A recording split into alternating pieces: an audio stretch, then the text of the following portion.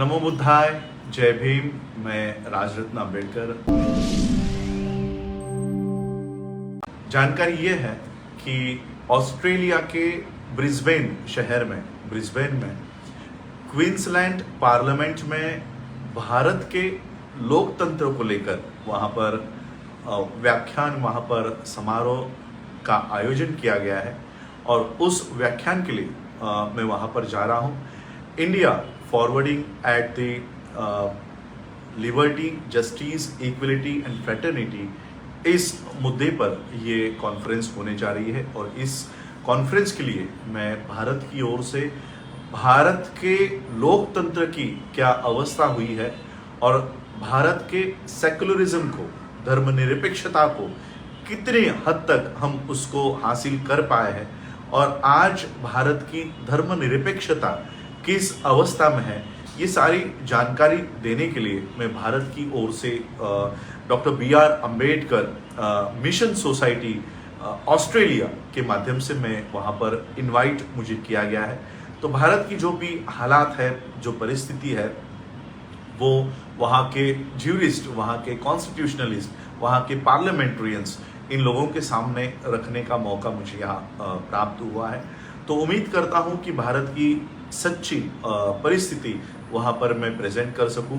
और 9 जुलाई को, आने वाले 9 जुलाई को ये कार्यक्रम होने जा रहा है और बाबा साहब अम्बेडकर जी की जयंती इस माध्यम से वहाँ पर मनाई जा रही है कि जितने भी वर्ल्ड के जितने भी कॉन्स्टिट्यूशन है जो लोकतंत्र पर आधारित है और भारत का कॉन्स्टिट्यूशन जो लोकतंत्र पर आधारित है, कितनी प्रगति हमने इस लोकतंत्र के माध्यम से की है और भारत की व्यवस्था ने, भारत के सरकारों ने, भारत की गवर्नमेंट्स ने कितना कॉन्स्टिट्यूशन को इम्प्लीमेंट किया है, कितना इसका इस्तेमाल भारत के लोगों के लिए हुआ है और आज इस संविधान की क्या अवस्था है, ये सारा पेपर प्रेजेंटेशन मैं वहाँ पर करूँगा।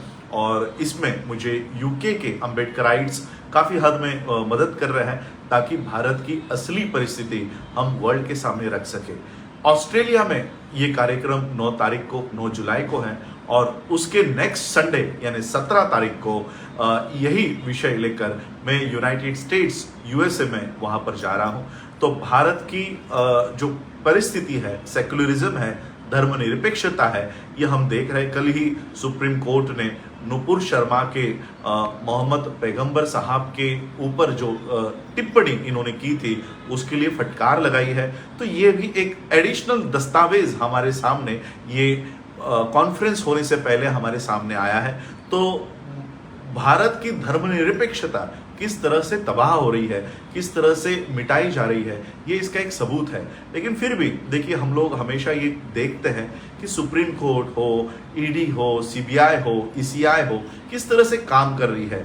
सुप्रीम कोर्ट के जजेस ने नुपुर शर्मा को, BJP को फटकार लगाई, लेकिन ऑन रिकॉर्ड, ऑन जजमेंट इसका कहीं पर भी उल्लेख नहीं है। तो सिर्फ ओरली फटकार लगाने से क्या होगा और जब तक वो रिकॉर्ड पर नहीं आएगा, इसलिए ये इस तरह से सुप्रीम कोर्ट्स भी काम कर रही है। ये भी हमारे पास एक और प्रूफ आ गया है कि सुप्रीम कोर्ट ओरली फटकार लगाती है और रिटर्न में इसका कहीं पर भी जिक्र नहीं कर रही।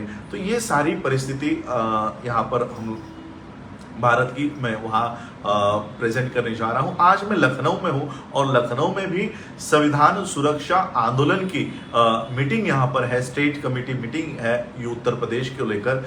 इसी संविधान सुरक्षा आंदोलन की ब्रांचेस सभी स्टेट्स में हम लोग ओपन करने जा रहे हैं और संविधान को लेकर जो खिलवाड़, जो छेड़छाड़ भारत में शुरू हो गई है, शेड्यूल कास्ट का रिजर्वेशन पूरी तरह से पब्लिक सेक्टर को प्राइवेटाइज करके खत्म किया जा रहा है, एजुकेशन का रिजर्वेशन न्यू एजुकेशन पॉलिसी लाकर खत्म किया जा रहा है, नौकरियों को हमने देखा अग्निपथ की क्या अवस्था हुई। मैं तो कभी कभी शेड्यूल कास्ट के लोगों को, उन लोगों को शर्म आनी चाहिए कि 17-18 साल के बच्चे, उनके लिए अगर कोई कानून बनता है जो उनके हक और अधिकार छीने जाने वाले हैं, तो वो सजग है, वो सतर्क है, वो रास्तों के ऊपर इन कानूनों का विरोध करते हैं और प्रधानमंत्री तक को वो कानून पीछे लेने के लिए schedule caste, schedule tribe, OBC, NT, DT, VJ, इतने सारे कम्युनिटी के लोग जो संविधान की वजह से नौकरियां हासिल कर रहे हैं, जब उनकी नौकरियां छीने जाने वाली है तब कोई भी आंदोलन नहीं कर रहा।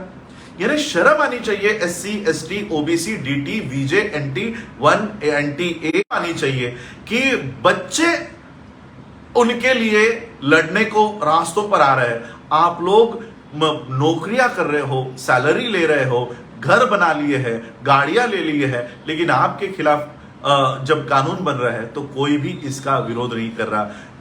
किसानों ने उनके खिलाफ बने हुए कानून को पीछे हटवाया, विद्यार्थियों ने उनके खिलाफ बने हुए कानूनों को के लिए बनने वाले कानून को पीछे नहीं हटा रहे। और इसलिए संविधान सुरक्षा आंदोलन के माध्यम से जहां कई लोगों के हक और अधिकार के खिलाफ जो काम हो रहा है, उसके लिए संविधान सुरक्षा आंदोलन देश भर में, विदेश में भी अपनी आवाज वहां पर उठाए, इस तरह से काम हम कर रहे हैं। जो भी लोग संविधान सुरक्षा आंदोलन से जुड़ना चाहते हैं वो जुड़े। इसमें सिख माइनॉरिटीज हमारे साथ जुड़ी हुई है, मुस्लिम माइनॉरिटी जुड़ी हुई है, बुद्धिस्ट माइनॉरिटी जुड़ी हुई है, क्रिश्चियन माइनॉरिटी जुड़ी हुई है। तो इतने सारे लोगों को हम लोगों ने संविधान सुरक्षा आंदोलन के मंच पर इकट्ठा किया हुआ है।